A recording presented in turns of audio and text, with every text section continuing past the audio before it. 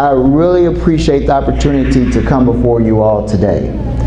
And like I said earlier, I actually sat in you all seats many years ago. And I do mean many years, but that doesn't mean many years, all right? It was last year. Many years. But the deal is, I actually started out as a medical assistant. I trained in the military, but it was a very similar program, and we learned how to provide medical care. And it was a very exciting time. I was a young guy just starting out, and when the war ended, I served during the Desert Storm War. When the war ended, I returned back to Mississippi, and I got my first job right here in Jackson, Mississippi at the Baptist Hospital. I was so excited. I mean, I remember on the first day, and the head nurse's office, I said, "Ma'am, Private Quinn, ready for duty." And she was like, "Look, son, you're going to have to calm down a little bit. This is not the military. This is the Baptist Hospital." But it was a really exciting time, and you know, I was really enthusiastic about everything.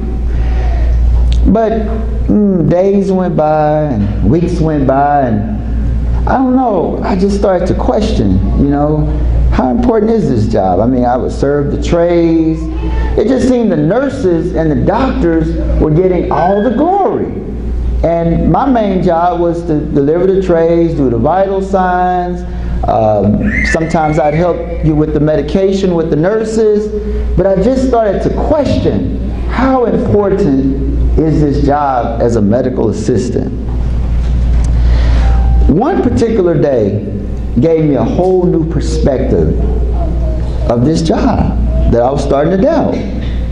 There was a lady, and she was from the Delta area, and that's in northern Mississippi.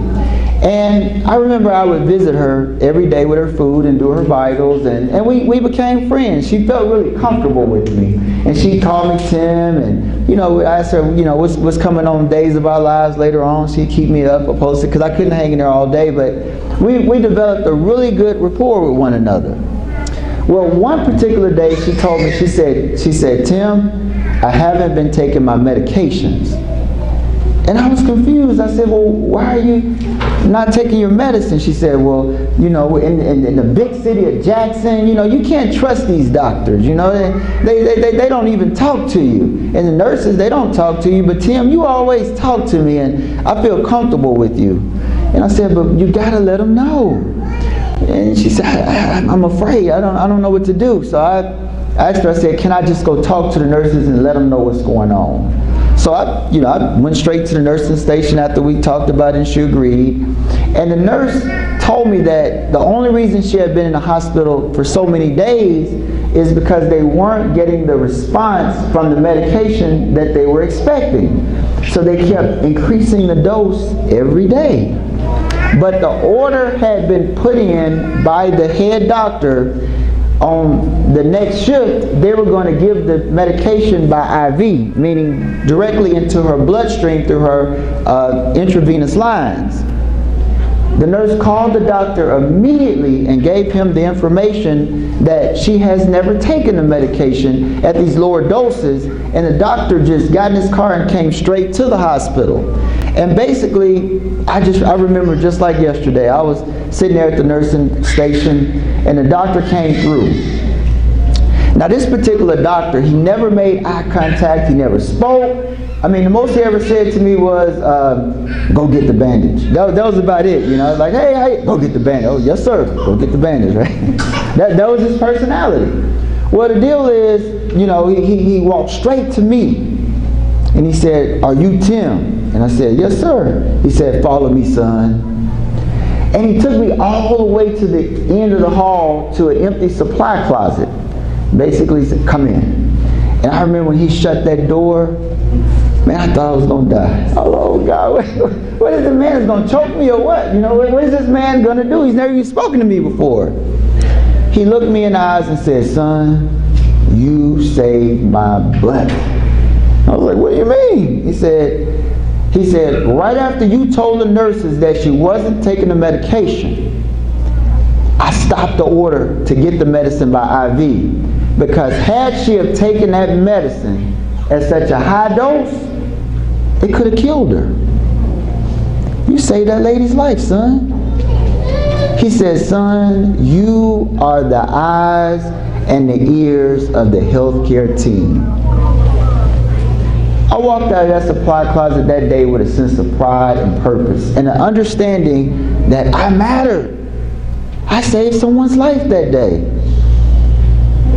And over the course of my time as working as a medical assistant, I helped a lot of other people. And I continued to study hard and matriculated and became a doctor later. But the bottom line is, whatever job you have to realize that you matter very significantly. And if you ever have any doubt that your job doesn't matter, just remember that story.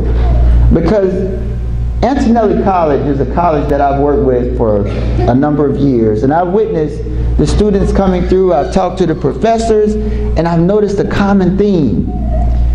The faculty, the staff, the students, you all practice something that I believe in, and that's understanding that every person is important and having that personal touch so that patients going to the doctor or the hospital or going to the dentist can lower their guards and become comfortable and build rapport so that they can communicate effectively what's going on, and they can receive the best care with the best results, which sometimes can be the difference between life and death.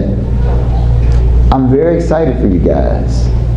You're getting ready to enter a field where you can't have a bigger impact on a person than to make them healthier, make them better.